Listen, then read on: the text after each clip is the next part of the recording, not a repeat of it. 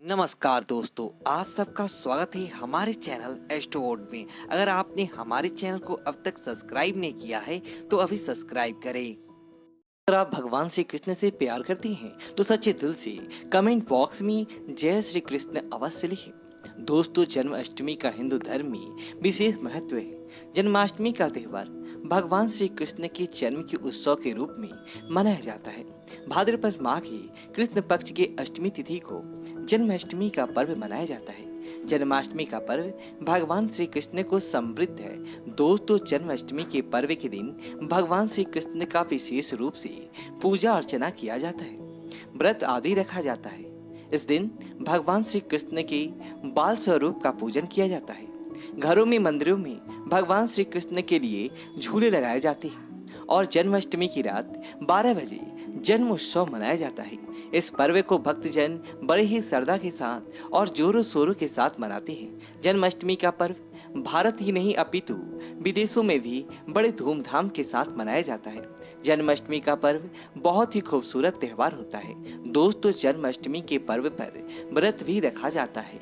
इस व्रत को व्रत राज कहा जाता है। माना जाता है कि जन्माष्टमी के दिन भगवान लड्डू गोपाल का पूजन करने से और सच्चे हृदय से व्रत रखने से भगवान लड्डू गोपाल की कृपा से सभी कष्टों और सभी संकटों से छुटकारा मिल जाता है।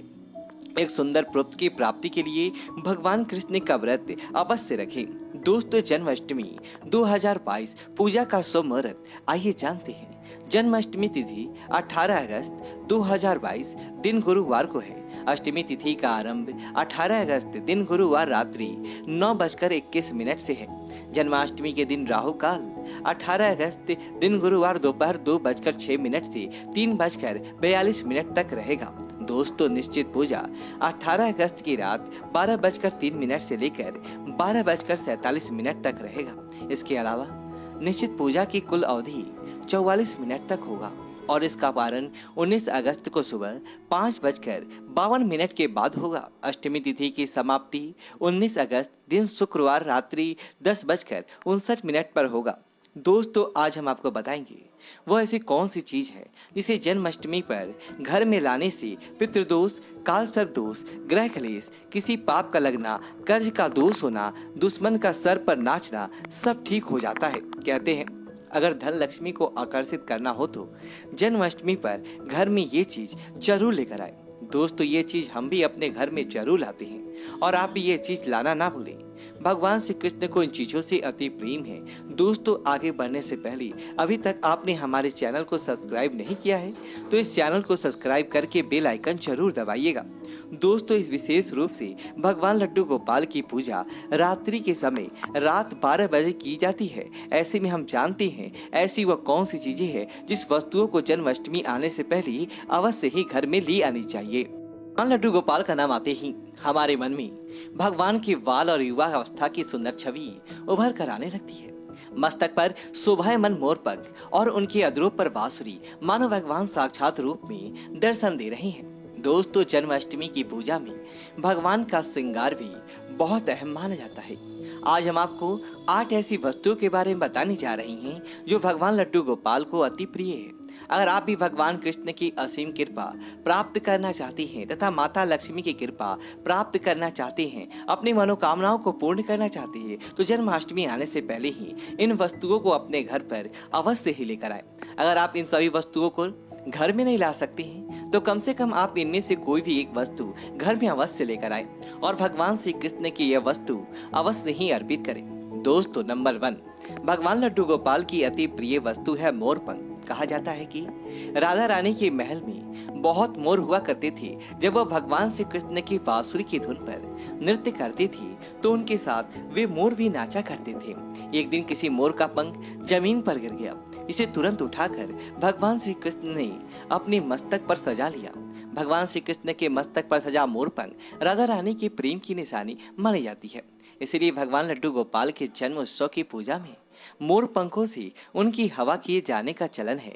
इसलिए जन्माष्टमी पर मोर पंख अवश्य ही घर में लाना चाहिए। दोस्तों, एक अन्य कथा के अनुसार देवी राधा हर दिन मोरकुटी मंदिर के पास मोरों को दाना देने जाती थी। एक दिन जब देवी राधा वहां पर पहुंची तो वहां पर एक भी मोर नहीं था। राधा रानी उदास हो गई। कान्हा ने देवी राना को प्रसन्न करने के लिए स्वयं मोर रूप धारण कर लिया और वहां पर पहुंच के राधा रानी कान्हा का यह रूप देखकर बहुत प्रसन्न हुई। दोस्तों, मोरकुटी मंदिर में मोर रूप में आज भी राधा कृष्ण की पूजा होती है। इसीलिए भगवान श्री कृष्ण को प्रसन्न करने के लिए जन्माष्टमी की पूजा में मोर पंख अवश्य ही शामिल करना चाहिए। हिंदू मान्यताओं के अनुसार घर में मोर पंख का प्रयोग करने से अमंगल टल जाता है। विशेष रूप से कहा जाता है मोर पंख से बुरी आत्माएं पास नहीं आती। मोर पंख को भगवान लड्डू गोपाल ने अपने मुकुट पर स्थान दिया तथा सम्मान दिया। वास्तु के अनुसार मोर पंख से अनेक प्रकार के वास्तु दोष को दूर करता है और मोर पंख सकारात्मक ऊर्जा को अपनी ओर खींचता है। मोर पंख मोर के बाजू से अलग होने के बाद भी जीवित रहता है, तभी तो इसका सकारात्मक असर अपना काम तेजी से करता है। दोस्तों, दूसरी चीज है बांसुरी। भगवान श्री राम की पहचान धनुष है, तो भगवान लड्डू गोपाल की बंसी, भगवान लड्डू गोपाल की मधुर बांसुरी की धुन सुनकर गोपियां उनकी ओर खींची चली आती थी। भगवान लड्डू गोपाल की बंसी प्रेम और आनंद का प्रतीक है। बाल कृष्ण गोपियों के साथ बंसी बजाकर राज रचते थे और सृष्टि में प्रेम का संचार करते थे। दोस्तों, जन्माष्टमी के दिन भगवान श्री कृष्ण के श्रृंगार की सामग्री में बांसुरी को शामिल करने से गृहस्थी में प्रेम और आनंद आता है। भगवान श्री कृष्ण को बांसुरी अर्पित करने के साथ ही आप अपने घर में बांसुरी को अवश्य हिलाएं। दोस्तों, माना जाता है कि जहाँ कहीं भी वास्तु दोस्त हो वहाँ बांसुरी लगाने से वास्तु दोष दूर हो जाता है। लेकिन ध्यान रखना जरूरी है कि बांसुरी कभी भी सीधी नहीं लगाना चाहिए, बल्कि इसे हमेशा तिरछा लगाने से लाभ मिलता है। साथ ही बांसुरी का मुख्य हमेशा नीचे रहना चाहिए। इसके अलावा अगर दाम्पत्य जीवन में तनाव या फिर कलापूर्ण वातावरण रहता हो तो सिरहाने में बांसुरी रख के सोने से बहुत अधिक लाभ मिलता है। दोस्तों, तीसरी चीज है मोर मुकुट। ज्योतिषीय गणना के अनुसार ऐसा माना जाता है कि भगवान श्री कृष्ण की कुंडली में काल सर्प दोष योग था, इसलिए वे सदैव अपने मुकुट पर मोर का पंख हमेशा धारण करते थे। मोर और सर्प में भीषण शत्रुता होती है, इसीलिए मस्तक पर मोर मुकुट धारण करने से काल सर्प दोष का योग कम होता था। भगवान की पूजा में उन्हें मोर मुकुट पहनाने से काल सर्प दोष का प्रभाव दूर हो जाता है। दोस्तों, चौथी चीज है माखन मिश्री। नंद के लाल गोपाल को माखन अति प्रिय है। कहते हैं जिस रात लड्डू गोपाल का जन्म हुआ उस रात नंदगांव की गोपियों ने सपने में देखा था कि लड्डू गोपाल माखन मांग रही हैं। नंदलाल का माखन इतना प्रिय था कि वे बचपन में गोपियों के मटके से माखन चुराकर तथा मटकियां तोड़कर खा लिया करते थे, जिसकी वजह से इनका एक नाम माखन चोर भी है। दोस्तों, भगवान के भोग में माखन मिश्री को अवश्य ही शामिल करना चाहिए। प्रेम पूर्वक भगवान लड्डू गोपाल को माखन मिश्री का भोग लगाने से आरोग्य की प्राप्ति होती है, धन सुख समृद्धि की प्राप्ति होती है, धन लक्ष्मी आपके घर में धन की वर्षा करती है। भगवान लड्डू गोपाल को माखन मिश्री अर्पित करने से वे शीघ्र ही आपकी सभी इच्छाएं पूर्ण करते हैं। दोस्तों, पांचवी चीज है झूला या फिर बालना। भक्ति भाव की भूखी बाल गोपाल को जन्माष्टमी पर झूला झुलाने की परंपरा चली आ रही है। ये ठीक उसी प्रकार से है जैसे बच्चे के जन्म के बाद उसे पालने में झुलाने से आनंद की प्राप्ति होती है, उसी प्रकार भक्तजन अपने प्रभु के बाल स्वरूप को पालने में झुलाकर भक्ति के परम सुख को प्राप्त करते हैं। दोस्तों, भगवान को झूला या पलना भेंट करने से प्रेम और आनंद की प्राप्ति होती है और एक नारी को भगवान लड्डू गोपाल की तरह ही एक सुंदर पुत्र की प्राप्ति होती है, जो कि ऐसा बालक भगवान लड्डू गोपाल की तरह ही मनमोहक होता है, सुंदर होता है, आकर्षण से भरा होता है। दोस्तों, छठी चीज है पीले वस्त्र। जन्मोत्सव के भगवान बाल स्वरूप को पंचामृत से स्नान कराने के पश्चात पीले रंग के नए वस्त्र पहनाए जाते हैं। आप भी इस बार जन्माष्टमी का पर्व मनाने वाले हैं तो आप पूजा की सामग्री में पीले रंग के वस्त्रों का अवश्य ही शामिल करें। पीली चीजें अवश्य शामिल करें। भगवान को पीताम्बर वस्त्र अति प्रिय है, ये प्रेम और वैराग्य के प्रतीक है। दोस्तों, सातवीं चीज है गौ। भगवान लड्डू गोपाल का निवास गौ लोग माना जाता है। गाय भगवान की सहचर है।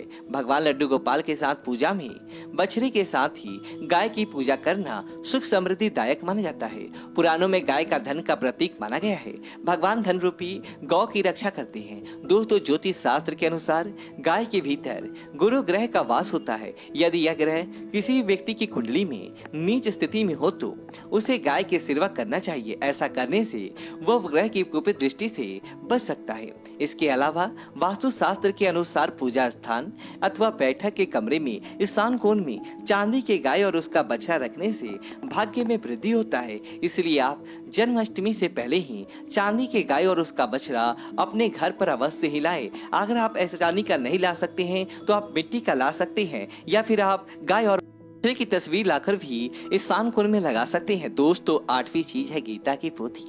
भगवान कृष्ण ने महाभारत के युद्ध के दौरान अपने प्रिय सखा और पांडवों में श्रेष्ठ धनुर्धर अर्जुन को गीता का उपदेश दिया था। गीता मोह से निकल के संसार को देखने का मार्ग बताती है। इसलिए भगवान श्री कृष्ण की वाणी कहते हैं जो मनुष्य को मुक्ति का मार्ग और कर्म पथ पर चलने का ज्ञान देती है। दोस्तों, इसीलिए भगवान की पूजा में गीता की पोथी जरूर रखनी चाहिए और रात में जागरण करते हुए गीता का पाठ हर हाल में अवश्य करना चाहिए। जन्माष्टमी के शुभ अवसर पर भगवान लड्डू गोपाल की असीम कृपा प्राप्त करने के लिए आप जन्माष्टमी से पूर्व ही इन चीजों को अपने घर पर अवश्य ही लेकर आए और इन्हें भगवान की पूजा में शामिल करें। ऐसा करने से आपको भगवान लड्डू गोपाल की असीम कृपा प्राप्त होगी, धन लक्ष्मी की कृपा प्राप्त होगी। वीडियो को लाइक करें और कमेंट बॉक्स में जय श्री कृष्णा लिखें और हमारे चैनल को सब्सक्राइब करें और इस वीडियो को ज्यादा से ज्यादा दोस्तों के साथ शेयर करें। धन्यवाद।